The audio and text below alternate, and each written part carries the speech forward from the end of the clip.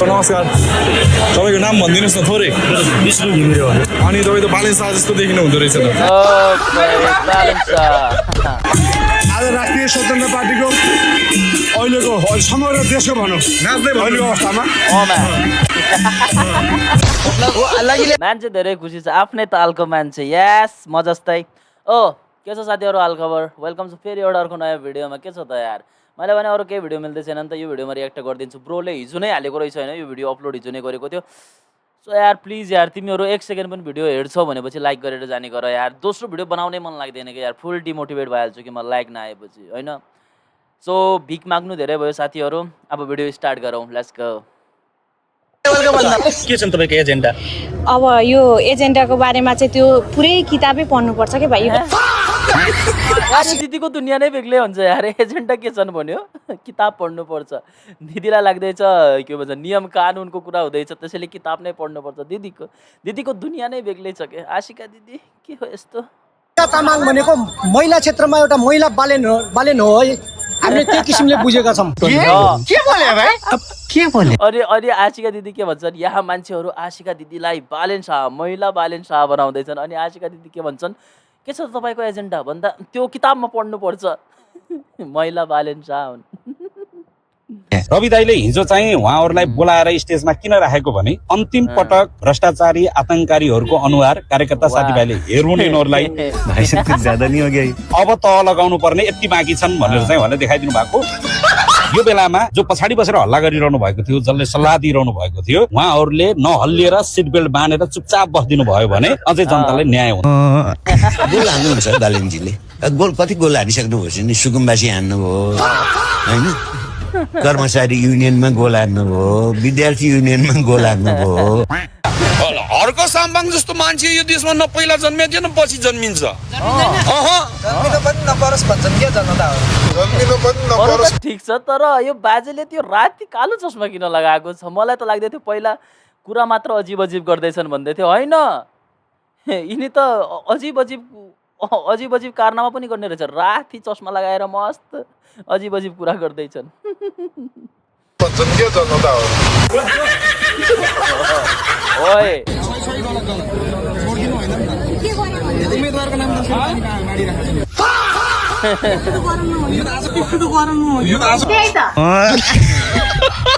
पहिलो महाधिवेशनलाई चाहिँ कसरी हेर्नु भएको छ? त्यो त अब पानी त सफा होला होइन, एउटा टिमले काम गर्ला। महाधिवेशनलाई चाहिँ कसरी हेर्नु भएको छ? ठुलो पार्टीको चस्मा लगाएर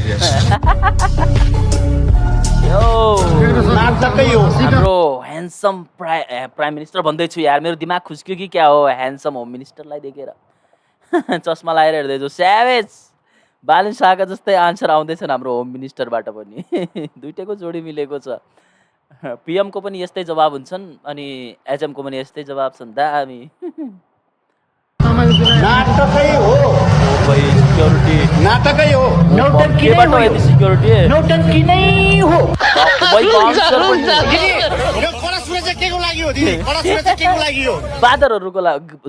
बाँदरहरूकोबाट होइन, जो बाँदरहरूको मतलब दिदी केयर गर्नुहुन्छ, तिनी बाँदरहरू कहीँ अट्याक त गर्दैनन् भनेर उनीबाट दिदीलाई के भन्छ प्रोटेक्सन मिल्दै हो यार। सब आफ्नो धुनमा हिँड्दैछन्, दिदीलाई यत्रो बााउन्सर लिएर यस्तो पुरा सिक्योरिटी राखेको छ। के को लागि सिक्योरिटी हो दिदी भने त ठिकै यार, ठुलो मान्छे होइन, केही पनि गर्न सक्छन् कोही पनि। ओके, एज अ जोकले भनेको है, मैले सिरियसली लिने होइन कि यार तिमीहरूले।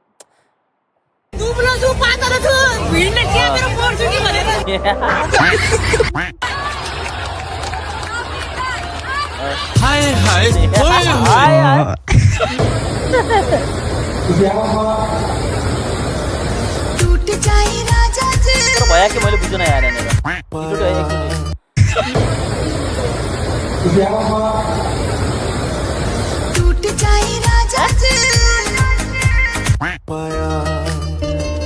के भन्छ, पानी परेको बेला छाता ओढेर चिया खान जाँदै म र मेरो साथी को हुन् र? अच्छा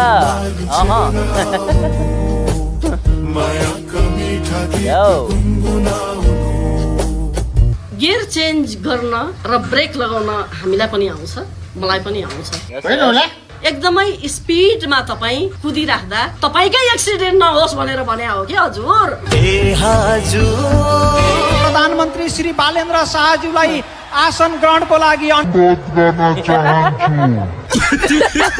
पार्टी सभापति र पार्टी वरिष्ठ नेता अगाडि रहेको घण्टी बजाएर कार्यक्रमको उद्घाटन गरिदिनु हुन म अगाडि रहेको घण्टी बजाइदिन म हार्दिक अनुरोध गर्न चाहन्छु।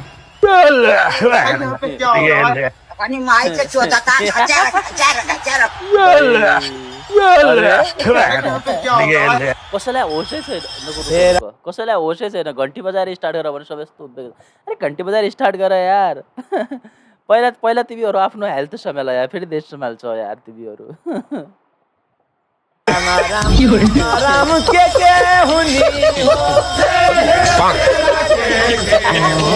यो भाले चा फुल फर्ममा छ, हाम्रो पिएम फुल फर्ममा।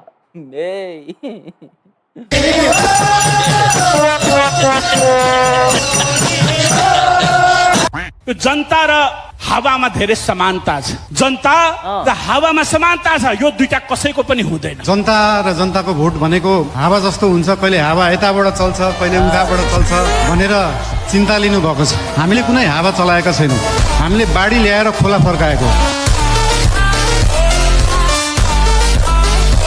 केन्द्रीय सदस्यमा ल्याउनुपर्छ, माननीय त भइहाल्नुहुन्छ।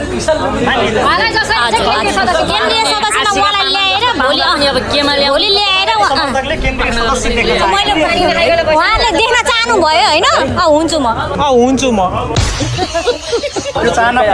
होइन, हामीले सबै आशिका तपाईँले चाहेर चाहिँ हुँदैन। हिजो एउटा फोटो भाइरल भएको थियो नि, त्यो विषयमा के फोटो भाइरल किन बनाउनु भयो त? तपाईँहरूले के बनाउनु हुन्छ? यो के कुरा हो यार? तर के देखायो यार, एकचोटि है मलाई हेर्न देऊ न एकचोटि ध्यानले। के बनाउनु हुन्छ? यो के हो यो? थाहा हुने कमेन्ट गर्नु है, यो के रहेछ यो मलाई थाहा भएन। गड्याङ गुडुङ आवाज आइरहेका छन् महाधिवेशन स्थलबाट। कहाँबाट? हिजो अब पानी परेको गड्याङ गुडुङ चाहिँ एउटा गड्याङ गुडुङ हो। ग्रहण गर्न अनुरोध गर्न चाहन्छु। यति ठुलो बेइज्जती यार। तर म यो बेइज्जतीलाई फिल गर्न सक्छु है, तर अर्को डाइरेक्सनमा। किनभने हेर एक दिन के भएको थियो, म जाँदै थिएँ मस्त होइन, म र मेरो साथी। फेरि सर आउँछ, मैले भने उसलाई गुड मर्निङ सर, सरले बालै दिएन। त्यस्तै भएको होला यहाँनिर। कस्तो लाग्यो दिनभरि, आजसम्म पनि गीत गाउँछु मलाई गुड मर्निङ सर भनेर मेरो साथी। कस्तो भएको होला। त्यसैले म आफै भएर अगाडिदेखि यस्तो हात मिलाउनु म आजभोलि जाँदैन कसैलाई पनि। I feel this pain. अब 3 दिनका लागि सबैजना चितवनतिर लागे। अब म चाहिँ सिंहदरबारतिर लाग्नु भयो। कोही नभएको बेला जय माटो यसो कुरो मिलिहाल्छ कि। ल हेर्नुहोस् त, ल हेर्नु न त्यसलाई आफ्नै पारामा के भन्ने, न गाली दिन मन लाग्छ न कराउनु मन लाग्छ बिचरा। हेर्नुहोस् न उमेर 55को दिल 55को। ल हेर्नुहोस् न बिचरा। मान्छे राम्री हाँसो झन् प्योर हो, एक दिन तिमीले देश खान्छौ सियोर हो, अन्टी तिनी राष्ट्रपाकी सांसद श्रद्धा कोरलाई देखिरहनु भएको छ। साथमा सुलभ खरेलसँग जम्का भेट भएको छ। अहिले केन्द्रीय सदस्यको उम्मेदवार तिनी जस्ट मिस इट ब्रो। नक्को पहिला चिल्लो कोट लाएर यस्तो गरेछ। पहिला बागा बन्दीको झन् हेरेर यहाँ हेर है एकचोटि। कोट लाएर स्टुडियोभित्र पहिला चिल्लो कोट लाएर स्टुडियोभित्र बसेर पत्रकारिता गर्थे। अहिले पसिना काटेर तपाईँ आफै पत्रकारिता गरिराख्नु भएको छ। नेता कस्ता होला त्यो कुरा तपाईँले बुझ्नु पर्यो नि त। के बोले भाइ? नमस्ते। त्यही त भन्दैछु, के बोले न ढग्न मजाउँदैछ न टुपो बोल्नु चाहिँ के खोजे हो। नमस्ते।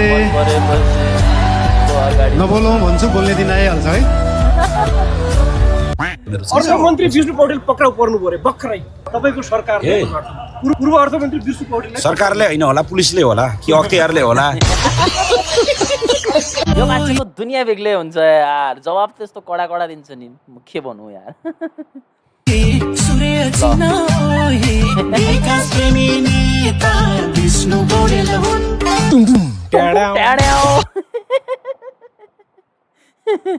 नाच गीत धेरै भयो, अब असली टाइम आयो केटो। हाम्रो प्रधानमन्त्री सम्मान्य प्रधानमन्त्रीज्यू पनि तपाईँ कस्तो दिनुभएको छ भन्दाखेरि एकदम स्मार्ट, ड्यासिङ, इन्टेलिजेन्ट, स्टाइलिश। आइन्स्टाइनले के भनेका थिए भन्दाखेरि you can not solve a problem with the same thinking that created problem.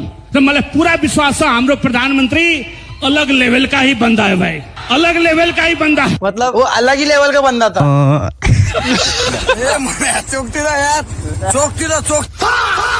के भन्छ खै, रुको रुको रुको केटा, अरे यो के हो यो?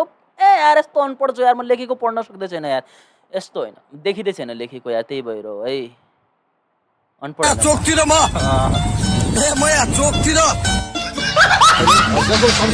हर्केले चाहिँ पुरै चाहिँ तोस्न बनाए नि, त्यसलाई चाहिँ 5 करोडको मुद्दा लगाएर त्यसलाई निकालेर 5 वर्षको सट्टा गर्न पर्यो।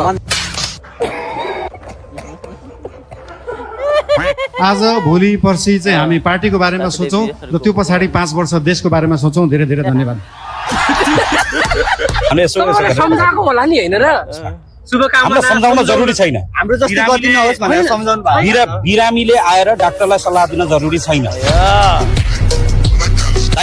मागा स्याभेज रिप्लाई भगाएर लकटेर यहाँ हामीलाई सुशासनको क्लास दिन पाइन्छ? जसले बाख्रा पालनको नाममा करोडौं रुपियाँ भ्रष्टाचार गरेको छ उसले आएर हामीलाई क्लास दिनु पर्दैन, उसले आएर रवि लामी छानेलाई पढाउनु पर्दैन, उसले आएर बालन शाहलाई राष्ट्रियताको कुरा पढाउनु पर्दैन। आतंककारी, भ्रष्टाचारी, बलात्कारीहरूले आएर हामीलाई सुशासनको क्लास दिन जरुरी छैन। दिवालीको हकमा त उहाँ कुनै सेवन गरेर आउनु भएको त थिएन। फेरि त्यता पनि नजानुस् न तपाईँ। यो फेरि मैले फेरि पनि भने मैले उता भनेर देखाएँ भने उता हेर्नुहोस्, मेरो औँलामा नहेर्नुहोस्, यो औँला कालो रहेछ भनेर हेर्नु होइन। भाइ त्यो पत्रकारहरूको त निचोडेर एकहरू निकालिहाल्छ यार यो मान्छे। यसको यो मान्छेको इन्टरभ्यू लिन पनि एकदम डेन्जरस छ है, डेन्जरस। पार्टी सदस्यहरू 5 लाख छन्, 6 लाख छन्, 10 लाख छन्, कति हुन्छन् थाहा छैन। डिप्रेसन ठिक भन्नुभयो। नेपालमा राजा चाहिन्छ भन्ने पार्टी राप्रपा, तर राप्रपालाई नदिएर बालनले राजा ल्याउँछ भनेर तपाईँलाई भोट दिएका मान्छेहरू छन्। भनेको त मान्छे के हुन् भने आइआरआई को मेम्बर होइन भाइ? आइआरआई अबे जल्दी बोल, कल सुबह पनवेल निकलना है। आइआरआई को मेम्बर हुन्, मसँग प्रमाण छ। जुन आइआरआई एनईडी ए भयो क्या, छोडिदियो यार, यो कुरा भयो। आफै कन्फ्युज छ यार यो मान्छे यार, अरूलाई के सम्झाउँछ। फेरि भन्छ अझ राजा ल्याऊ। दुर्गा प्रसाद फेरि त्यही पर्पलको गीत बजाउनु पर्छ क्या यिनकोमा त। के थियो यार, म बिर्सिहालेँ त्यो गीत। के तन्त्र हो यो? अब अरू यो मान्छेको हाँसो देखेर मलाई अचम्म लाग्छ, निकोलसको हाँसो देखेर यार एकचोटि। के तन्त्र हो यो? अब गणतन्त्र हो कि गेडातन्त्र हो?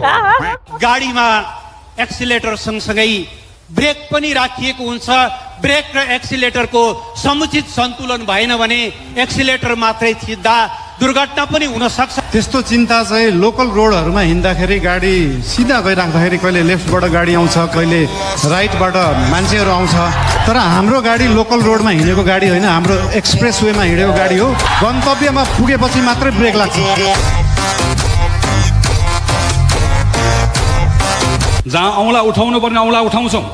सरकारको एउटा जिम्मेवार मन्त्रीले कुनै एउटा नागरिकलाई रुखमा बान्नुपर्छ, खुट्टा भाँच्नुपर्छ भने पनि औँला उठाउँछौँ।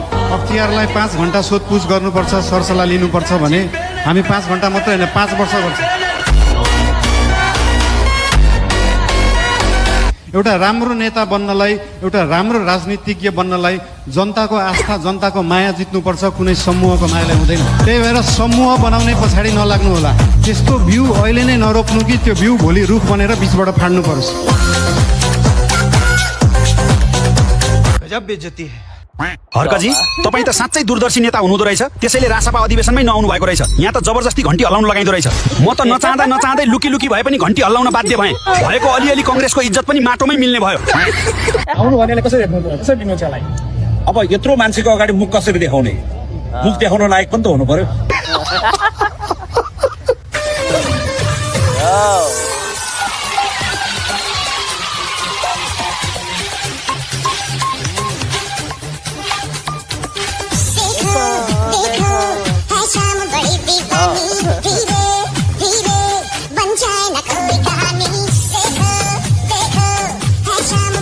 आजभोलि यिनीहरूकै मुभी हेरेर म व्यस्त छु मेरो टिकटक खोल्यो नि यिनीहरूकै आउने हो कति बेला पनि आजभोलि पार्लियामेन्टमा मुभी चलिरहेको छ नेपालमा सो गाइज आजलाई यति नै भेटौँला अर्को भिडियोमा जानुभन्दा पहिला यार लाइक गरेर गइदिनु यार प्लिज के ओके टाटा बाई बाई